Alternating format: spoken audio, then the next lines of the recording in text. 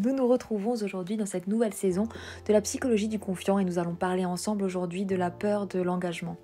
La peur de l'engagement peut venir de mille et une manières, comme à chaque fois dans les concepts de psychologie et d'analyse de soi, il faut descendre dans la singularité du sujet. C'est-à-dire que notre vie psychique, elle est comme une empreinte digitale avec la précision des milliers d'histoires qui nous ont fondé, celles de nos parents, de nos grands-parents, du monde social, de la culture, du contexte. Donc là où vous trouvez la peur de l'engagement, que ce soit chez vous ou que ce soit chez l'autre, il faut fouiller le tissage très fin qui mène à cette angoisse d'adulte, cette peur d'adulte qui peut avoir mille et une sources. Pour trouver la source originelle, il faut commencer à se poser la question, cette grande question, qu'est-ce qui a pu connecter pour vous l'espace de l'être ensemble, l'espace de l'amour à de la peur? Pour certains, la peur de l'engagement peut être connectée à une angoisse de perte de liberté. Là aussi, il faudrait se poser la question, pourquoi le couple est associé pour vous à une angoisse de perte de liberté? Et il faudra regarder par rapport aux couples qui vous ont fondé, le couple de vos parents, mais aussi les autres couples autour de vous qui ont pu être des modèles. Si vous êtes le petit dernier d'une fratrie, ça peut être des couples du côté de la fratrie justement, de vos grands-parents. En fait, il faut chercher ce qui a pu être transmis pour vous. Mais vous savez, très curieusement parlant, je vous dirais que la peur de perdre la liberté, c'est souvent la première couche de ce qui explique la peur de l'engagement. Parce que souvent, quand on fouille la peur de l'engagement, c'est aussi la peur de la dépendance. Peur de dépendre de l'autre ou peur que l'autre dépende de vous. Peur de dépendre de l'autre peut venir effectivement d'une faille affective durant la petite enfance et peur que l'autre dépende de vous peut venir d'une faille affective durant la petite enfance. Ça peut aussi symboliser le fait que vous avez peur de ne pas être à la hauteur, d'être décevant, de ne pas y arriver, de ne pas arriver à toujours aimer et donc vous fuyez l'espace de l'affectif. Et si vous faites face à quelqu'un en face de vous qui a peur de l'engagement, il ne faut pas que vous le preniez comme un manque d'amour, parce que c'est rarement un manque d'amour. C'est souvent une addition de trauma. Et je vous donnerai la métaphore du collier de perles. Les névroses sont des sortes de colliers de perles que l'on peut se trimballer sur toute une existence ou de génération en génération. Et donc il y a toujours une première perle qui serait le trauma originel, par exemple un divorce. Et s'additionne à ça des milliers de petites perles, des traumas dans les premières histoires d'amour, dans le monde affectif, dans le monde scolaire, dans ce que vous avez vécu, dans les gens que vous avez peut-être vus souffrir, s'effondrer dans le cadre amoureux ou dans le cadre affectif. Et ça constitue du coup un collier névrotique qu'il faut arriver à briser pour pouvoir choisir et décider la manière dont vous avez envie d'aimer et la sécurité émotionnelle et affective que vous avez envie de trouver dans votre vie.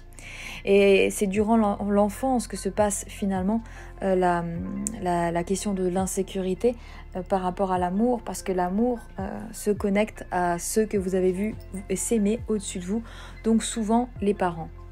Que vous ayez vécu un divorce de ce côté-là, que vous ayez été un enfant qui avait vu ses parents se séparer, ou que vous ayez vécu un deuil, parfois c'est parce qu'un parent est absent, un parent est mort.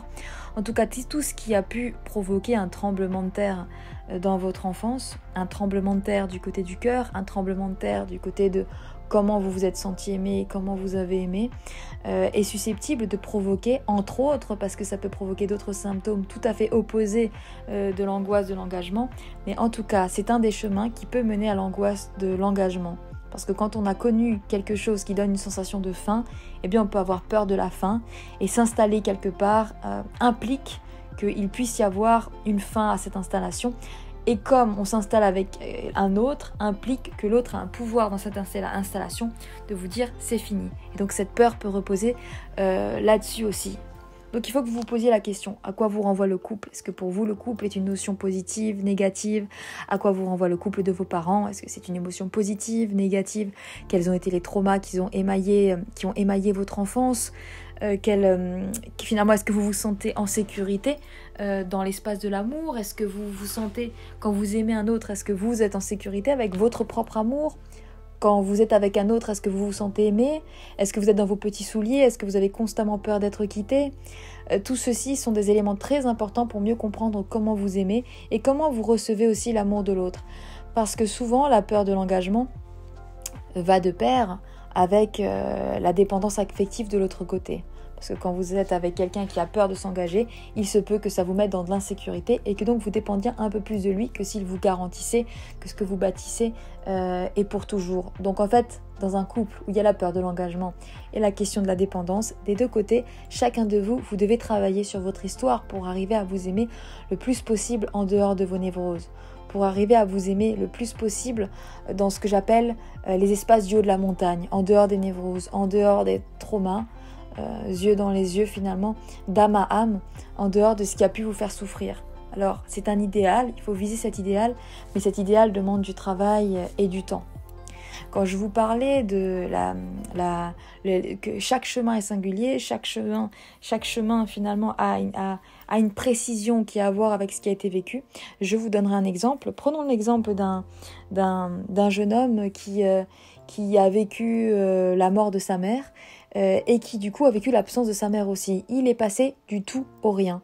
Donc à partir de ce tout au rien, il a après vécu avec son père qui s'est très bien occupé de lui, mais les présences féminines auprès de son père se sont enchaînées aussi bien qu'il n'a plus jamais trouvé la sécurité que l'on peut trouver auprès de sa mère. Devenu adulte, il donne l'impression d'être un bourreau des cœurs, quelqu'un qui enchaîne les femmes, qui n'est jamais fidèle, d'ailleurs on le connaît comme quelqu'un de profondément infidèle, et pourtant, s'il allait voir un psy, ce qu'on trouverait, c'est une grande peur de dépendre d'une femme qui pourrait le quitter, qui pourrait mourir, qui pourrait disparaître, et donc cette manière de finalement avoir mille et une femmes l'empêche de dépendre d'une seule femme. Et donc vous voyez à quel point c'est complexe, parce que les femmes avec qui il se met en couple, il pourrait se sentir à chaque fois floué, alors que finalement la tromperie chez lui vient d'une peur de se retrouver dans les mêmes sensations de la toute petite enfance où sa maman est partie et où il a dû faire face à un deuil. Alors ici c'est la question du deuil, mais en fait globalement dans la petite enfance, l'enfant rapidement peut ressentir du tout à rien.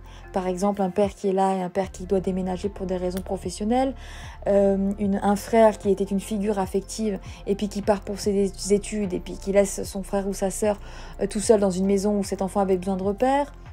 Ça peut être la disparition d'un grand-père, d'une grand-mère, ça peut être mille et une choses qui fait que du coup, dans le lien affectif, un peu trop tôt, quand l'enfant n'avait pas fini de se bâtir, eh bien il a dû faire face à l'absence et à l'absence qui est définitive, à l'absence qui est pour toujours. Et même dans des cas de figure où par exemple il y a un divorce et puis où finalement le père ou la mère continue à être présent, le fait qu'il y ait un changement de maison, un changement de lieu, qu'il y ait un changement pour toujours peut très bien créer que du coup tout l'espace de l'affectif ait été pris dans une impression de tremblement de terre et du coup ça peut donner des adultes complètement fuyants qui essayent de ne jamais s'engager pour ne jamais souffrir. Donc vous voyez, dans la peur de l'engagement, il y a une peur de souffrir. Parlons aussi de cette phrase que l'on peut entendre souvent chez ceux qui ont peur de l'engagement, qui vont vous dire qu'ils ont peur d'avoir moins de liberté. Là aussi, il faut aller plus en profondeur. Qu'est-ce que ça signifie avoir moins de liberté ? Pourquoi est-ce que pour eux, le couple signifierait qu'ils soient moins libres ? Alors souvent, vous allez avoir des hommes et des femmes qui vont vous parler d'une impression d'être moins eux-mêmes. Eh bien, c'est souvent là aussi parce qu'ils ont été témoins de liens affectifs, j'allais dire d'une trop grande fusion, mais ça dépend de qui le vit. Certains sont très à l'aise dans les couples et la fusion, c'est ce qu'ils recherchent, et d'autres ont l'impression qu'ils y perdent une partie d'eux-mêmes. Mais là aussi, c'est une question de travail. Le couple n'est pas forcément quelque chose qui va mettre fin à vos libertés. Le couple n'est pas forcément quelque chose où vous devez complètement dépendre de l'autre. Au contraire, pour être dans une fusion, il faut savoir être un. Pour être dans un couple harmonieux, il faut savoir travailler sur soi. Et les couples les plus solides, à partir de mon expérience de psychologue, je vous dirais que c'est ceux qui arrivent à devenir à deux. C'est ceux qui travaillent tellement sur eux-mêmes que finalement, ils sont complètement hors névrose dans cette union, dans cette fusion que l'on peut former dans un couple. Là aussi, c'est une quête, c'est une destination, c'est quelque chose qu'il faut viser, ça prend du temps. Mais donc, quand vous entrez dans l'espace du couple, pour ceux qui m'écoutent et qui ont cette peur de l'engagement, dites-vous bien que vous n'êtes pas en train de perdre quelque chose de vous, au contraire, vous êtes en train de gagner une dimension. Vous êtes en train de gagner la dimension où vous pouvez être vous à deux. Vous êtes en train de gagner une dimension qui vous libère. Parce qu'il est beaucoup plus facile d'être soi quand on est avec soi-même que d'être soi quand on est avec un autre. Et donc si vous acceptez de rentrer dans l'espace du couple avec l'autre, eh bien effectivement il peut y avoir un travail à faire sur vous, mais ça va vous aider à vous finir. Ça va vous aider à dessiner vos contours, ça va vous aider à décider. Parce que finalement, à deux, ça implique aussi d'être garant de son propre espace, de ne pas se laisser aliéner, d'arriver à être dans le « je décide pour moi ». Et puis, il y a aussi ce « nous » qui existe. Donc, en fait, la question du couple et de tout ce qui s'y passe est très intéressante. Et puis, ça pose aussi une question qu'on travaillera ensemble dans un autre podcast, la question de ne pas se laisser aliéner. Certains ont peur de l'engagement parce qu'ils ont peur de l'aliénation à l'autre. L'aliénation à l'autre, c'est d'être un peu moins soi-même. L'aliénation à l'autre, c'est finalement ce que je vous expliquais, ne peut-être pas se connaître assez et donc se fondre en l'autre. Mais là aussi, au lieu de fuir l'espace de l'engagement, il est plus intéressant de se dire qu'il faut y entrer de plein pied pour pouvoir se débarrasser des peurs. Parce que tout ce qui est une peur est finalement un fardeau. Tout ce qui est une peur est quelque chose qui va alourdir votre sac, qui va alourdir votre chemin. Et puis en plus que vous allez le transmettre à vos enfants si vous ne travaillez pas dessus. Donc il faut quelque part visiter tous les espaces où vous allez ressentir cette angoisse-là. Et si c'est vous qui avez peur de l'engagement, eh bien je dirais que c'est un challenge à construire, c'est un challenge à visiter que d'arriver à rester soi, devenir soi, exister aux côtés de l'autre sans se fondre dans l'autre. Alors pour conclure sur ce premier podcast sur la question de ce que cache la peur de l'engagement, elle cache un chemin, elle cache de la souffrance. Le lien avec l'amour est finalement rarement ce que l'on trouve en premier lieu, c'est-à-dire que c'est rare qu'une personne ait peur de s'engager parce qu'elle n'aime pas assez.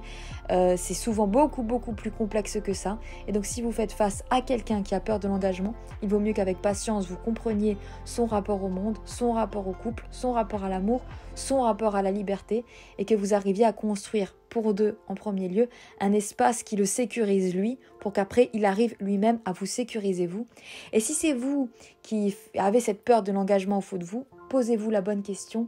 Et si c'est vous qui au fond de vous avez peur de l'engagement, de vous engager, posez-vous la bonne question qui est la suivante: de quoi avez-vous peur vraiment? Qu'est-ce que c'est pour vous le couple? Qu'est-ce que c'est pour vous l'amour? Qu'est-ce que vous avez besoin de trouver comme sécurité pour ne plus avoir peur de vous engager? Et puis vous n'êtes pas obligé de suivre le modèle de la société. Vous n'êtes pas obligé de vous engager d'une manière qui vous angoisse. En fait, la société parfois nous offre des moules qui ne nous correspondent pas. Donc si pour vous, vous avez une angoisse par exemple de vous mettre en couple parce que vous avez l'impression que vous pourrez moins vivre votre vie comme vous la vivez aujourd'hui en étant heureux, eh bien peut-être qu'il faut se dire que le couple que vous allez fonder doit prendre en compte votre manière de vivre aujourd'hui puisqu'elle vous rend heureuse. Et ce n'est pas être égoïste que de penser à soi, parce qu'il faut penser à soi pour pouvoir être deux. De même, si vous avez l'angoisse, par exemple, de mettre au monde un enfant, de tomber enceinte ou de faire un enfant parce que vous avez peur que ça vous bloque, là aussi, c'est la représentation sociale qui donne l'impression qu'un enfant peut bloquer. Mais de nos jours, on est beaucoup plus libre qu'il y a 10, 20, 30 ans. On peut voyager avec son enfant, on peut faire mille et une choses avec son enfant, si on prend le temps de se construire une vie qui nous ressemble, une vie qui correspond vraiment à ce que vous recherchez. Ça, ce sera un vaste sujet que nous explorerons dans un prochain podcast. Donc la boussole la plus importante, c'est celle de vos désirs. Mais vos désirs ne sont parfois pas vos désirs. Vos désirs, c'est parfois la résultante de vos traumas et de vos souffrances. Il faut arriver à faire la part des choses, fouiller en vous pour que vous n'ayez plus ces colliers de perles névrotiques autour de vous qui pèsent lourd et que vous soyez finalement des êtres qui se libéraient et se libéraient encore de l'histoire de vos aïeux, de votre histoire à vous, et que vous soyez simplement en train de décider à partir de vos aspirations, à partir de votre cœur et à partir de vos désirs. À très bientôt dans la psychologie du confiant.